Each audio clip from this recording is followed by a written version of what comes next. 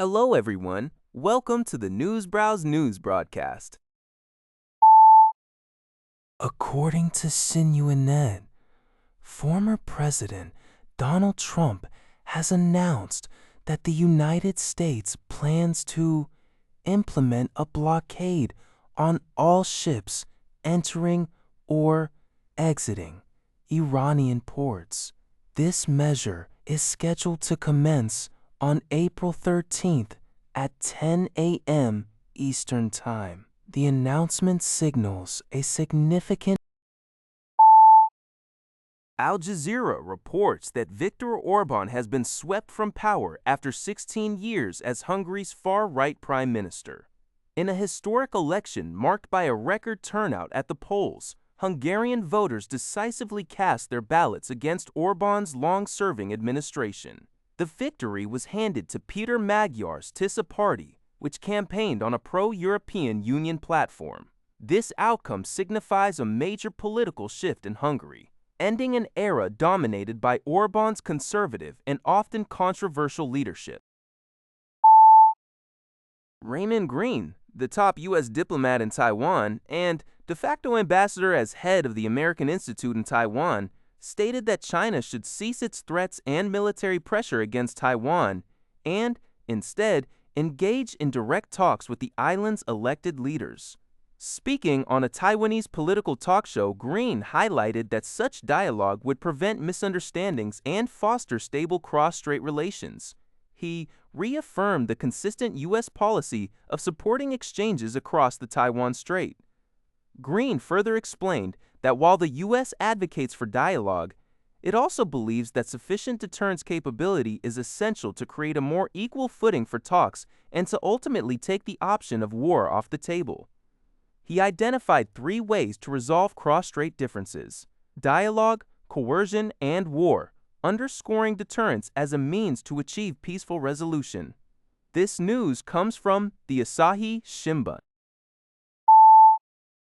The Asahi Shimbun reports that China announced Sunday it will resume some suspended ties with Taiwan, such as direct flights to cities like Xi'an and Urumqi, and imports of Taiwanese aquaculture products. This decision follows a high-profile visit by Beijing-friendly Kuomintang, KMT, party leader Cheng Li-woon, who met with Chinese President Xi Jinping on Friday to call for peace. China's Communist Party also stated it would explore a communication mechanism with the KMT and advance plans for a bridge connecting the mainland to Taiwan's Matsu and Kinmen Islands. However, Taiwan's Mainland Affairs Council criticized these measures as political transactions that bypass its government, asserting that all cross-strait affairs involving public power must be negotiated between both governments on an equal and dignified basis. Relations have been strained since 2016, with Beijing cutting official dialogue and increasing military activities near the self-ruled island.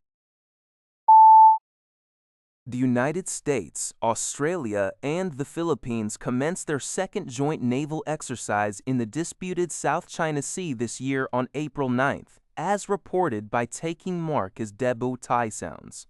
This 4-day exercise, which mobilizes warships, fighter jets, and reconnaissance aircraft, is designed to enhance maritime defense capabilities and underscores the 3 nations' deepening defense cooperation and shared commitment to regional security. It also serves as a preparatory drill for the larger Balikatan annual exercise, scheduled to begin on April 20, which will include Japan as a formal participant for the first time.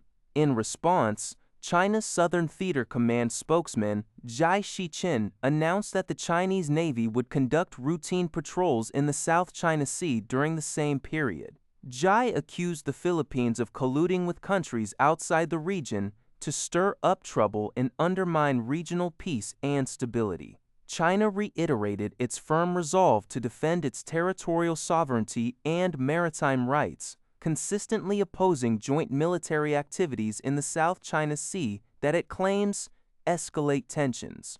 This development follows recent tensions including a Chinese military vessel reportedly firing flares at a Philippine Coast Guard aircraft. That's all for this video. Thank you for watching. See you in the next video.